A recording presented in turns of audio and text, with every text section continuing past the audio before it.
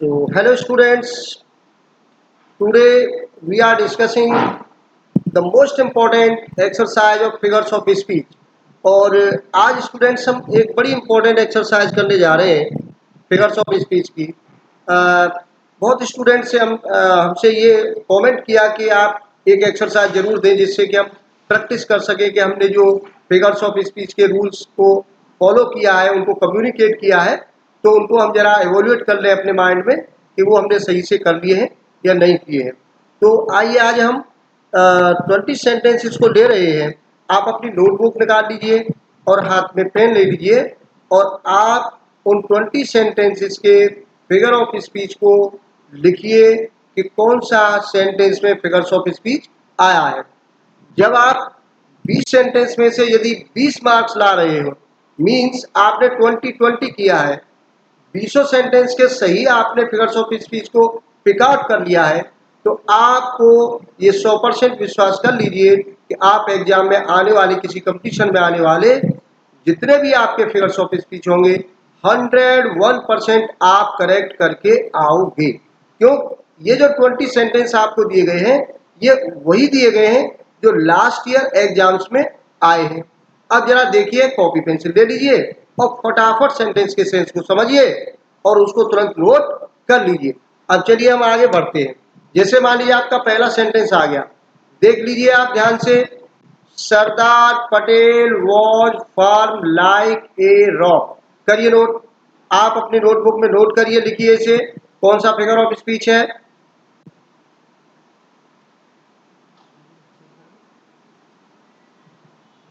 Note कर लिया होगा आपने। नेक्स्ट आ जाइए। At last they agreed to disagree. Note करिए, ठीक, आपने कर लिया होगा। नेक्स्ट आ जाइए। And beauty born of murmuring sound shall pass into her face. आप समझ रहे होंगे सेंस को कि beauty born of murmuring sound shall pass into her face कौन सा फिगर ऑफ स्पीच है, नोट कर लीजिए। दो तीन शब्द लिखते जाइए। मान लीजिए पूरा फिगर्स ऑफ स्पीच नहीं लिख रहे हैं तो उससे ही पता लग जाए आपका। और नेक्स्ट आ जाइए आप fourth. Her mother too upon this occasion felt a pleasing distress. Pleasing distress समझ गए होंगे, नोट कर लीजिए। नेक्स्ट आ जाइए। Whose armour is honest thought. Whose armour, armour होता कवच, इज ऑनेस्ट थॉट, थॉट विचार। अब आप इमेजिनेशन कर लीजिए कौन सा फिगर ऑफ स्पीच है, नोट कर लीजिए। नेक्स्ट आ जाइए। 6 the sea that bears her bosom to the moon. देख लीजिए, एक तरफ समुद्र है, एक तरफ चंद्रमा है, बोसम टू देम। आप से समझिए क्या बात हो रही है, नोट कर लीजिए कौन सा फिगर ऑफ स्पीच है। नेक्स्ट आ जाइए, सातवां है आपका। She has a heart of stone. Heart of stone, stone पत्थर। देख लीजिए आप, फिगर ऑफ स्पीच बिल्कुल समझ में आ रहे होंगे। नेक्स्ट आ जाइए। Death in his palace holds his court. Court जान रहे हो, दरबार, राजमहल का। His messengers move to and fro here and there, इधर उधर। तो नोट करिए कौन सा फिगर ऑफ स्पीच होगा आप इसमें। नेक्स्ट आ जाइए 9 the moon weld her face. अब देख लीजिए चंद्रमा का चेहरा कैसा है, तो कौन सा फिगर ऑफ स्पीच होगा, बड़े आसानी से समझ रहे होंगे, नोट करिए। बिल्कुल सभी करेक्ट आने चाहिए आपके। ये 10 है इसमें, तो ये सभी 10 के 10 सही आने चाहिए। जैसे लास्ट है आपका, he sneezed and the clouds would breed. बादल फट गए, देख लीजिए कौन सा होगा। अब आपने इनके 10 सेंटेंसेस के आपने नोट कर लिए होंगे आंसर, और अब उनको मैच कर लीजिए आप। अब देखते हैं इनके आंसर क्या कह रहे हैं, जरा देखिए, इसमें मिलान करिए अपनी कॉपी से, ईमानदारी से मिलाइए अपना। देख लीजिए आप, पहला देखिए आपका सिमरी है पहले सेंटेंस में, दूसरे में आपका ऑक्सीमोरन है, तीसरे में आपका पर्सोनिफिकेशन और ओनोमोटोपी दोनों ही आ रहे हैं। मानकृत भी किया गया है, ध्वनि अलंकार भी है आपका। चौथा आपका ऑक्सीमोरन हो गया, पांचवा मेटाफर हो गया, छठवां पर्सोनिफिकेशन, मेटाफर सातवां हो गया, आठवां आपका पर्सोनिफिकेशन, नौवां भी आपका पर्सोनिफिकेशन और 10वां सेंटेंस भी आपका पर्सोनी सॉरी 10वां भी आपका हाइपरबोलिक हो गया। अब आप देख लीजिए आपने जो 10 सेंटेंस हैं ये आपके मैच कर गए हैं या नहीं है। बिल्कुल मैच कर गए होंगे, बिल्कुल आपने समझा होगा, ठीक समझा है आपने। नेक्स्ट आ जाइए, अब लेते हैं 10 सेंटेंस और आपके आगे हैं। अब जरा देख लीजिए फटाफट, इनको भी नोट करते जाइए, 11वें नंबर डाल दीजिए आप। और पहला है आपका cowardly brave. Cowardly brave, yes that describes him because he fights only when he can not run away. Sentence बड़ा जरूर है लेकिन आप समझ रहे होंगे, बात पहले ही आ गई है इसमें, फिगर ऑफ स्पीच की कंफ्यूजन के लिए बड़ा कर दिया गया है। जरा नोट कर लीजिए कौन सा फिगर ऑफ स्पीच है, आप ध्यान से इसका सेंटेंस का सेंस जरूर निकालो, आपकी समझ में तभी आएगा फिगर ऑफ स्पीच। जरा ध्यान से पढ़ना पड़ता है सेंटेंस को, क्योंकि ये पोएम की लाइनें होती हैं। पोएम की लाइन में आप जानते हो पोएट उसी हिसाब से अपना रिदम बनाता है, अपना ब्लैंक वर्ड्स का प्रयोग करता है, जो राइम स्कीम का पालन करता है, तो कुछ शब्दों को साइलेंट करता है, तो सेंस समझने में भी थोड़ा समय लगता है। तो ध्यान से आप पढ़ लीजिए उस सेंटेंस को और उसके बाद आप नोट करिए।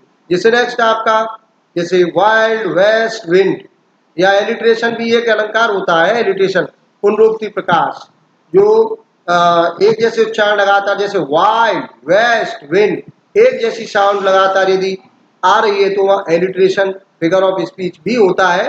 तो वो भी है यहाँ पर एलिट्रेशन। वो हमने हालांकि साथ जो फिगर्स ऑफ स्पीच पढ़े थे उनमें डिस्कशन ही किया था, लेकिन उसका कोई इतना इंपॉर्टेंस नहीं था। है तो अब आप समझ गए होंगे एलिट्रेशन कि यही सीधा सा था उसका, कि जब बार बार एक शब्द की आवृत्ति हो, मतलब साउंड एक जैसी आ रही हो, वाइल्ड वेस्ट विंड, तो एलिट्रेशन फिगर ऑफ स्पीच पुनरुक्ति प्रकाश होगा। अब दूसरा है, इसमें और भी है, दो ब्रेथ ऑफ ऑटमन्स बीइंग, तो वो आप नोट करिए कौन सा होगा फिगर ऑफ स्पीच इसमें। और नेक्स्ट आ जाइए, 13वां है आपका she hangs like a star in the dew of our song. बड़ी ब्यूटीफुल लाइन है, she hangs like a star in the dew of our song. तो म्यूजिकल साउंड बहुत अच्छी है इसमें। नेक्स्ट आ जाइए, नोट कर लिया होगा आपने, let not ambition mock their useful toy. ये बड़ी इंपॉर्टेंट लाइन है, कंट्री चर्चयार्ड की है और इसको बड़ा फेमस है, ये उसकी एलेजी है, एक शोक गीत में से ली गई लाइन है।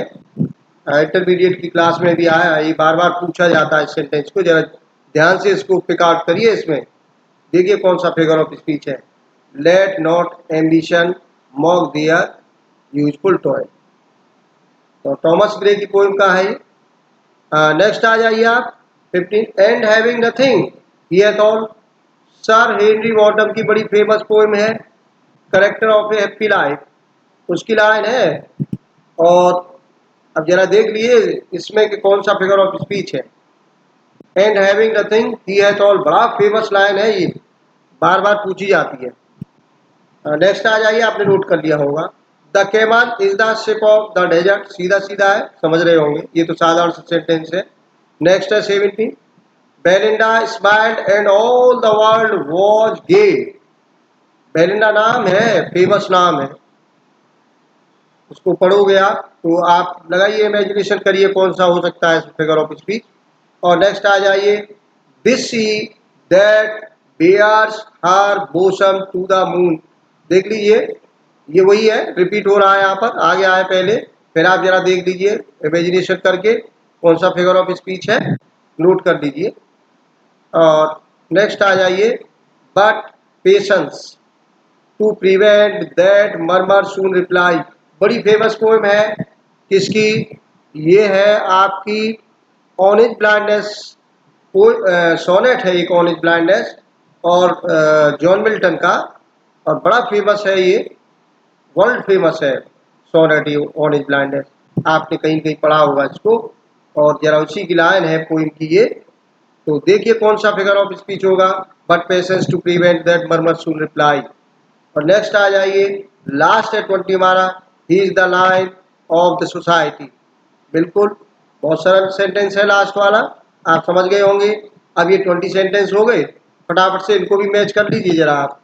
देखिए इनके आंसर क्या है, अब आप मिलाइए अपना। देखिए 11 में आपका ऑक्सीमोरन हो गया, 12 में आपका पर्सोनिफिकेशन हो गया, और 13 में आपका सिमिली हो गया, 14 में आपका पर्सोनिफिकेशन, 15 ऑक्सीमोरन हो गया, 16 में मेटाफर हो गया, 17 में आपका हाइपरबोल हो गया, 18 में आपका पर्सोनिफिकेशन, 19 में ओनोमोटोपी, और 20 आपका मेटाफर हो गया। अब हो सकता है कि आपके 20 में से 20 मीन्स 20 आपके आए होंगे, तो हम ये कहेंगे एक नंबर मान लीजिए भूल चूक में रह गया हो, आपसे मिस्टेक हुई हो, तो वी एक्सीलेंट कहेंगे। आपके यदि 15 मार्क्स आपके ला रहे हैं, गिन लीजिए आप अपने कितने सही कर रहे हैं, तो एवरेज है, सही है, फाइट कर रहे हैं। और अभी आपको यदि मान लीजिए 10 ही कर पा रहे हैं या ज़्यादा गलत हो रहे हैं, तो आप फिर को रूल्स को पढ़ना पड़ेगा आपको। दोबारा से एक बार पढ़ लीजिए, ज़्यादा टाइम नहीं लगेगा, रूल्स को ध्यान से पढ़ लीजिए, च्यू एंड डाइजेस्ट कर लीजिए माइंड में, और देख लीजिए उनको।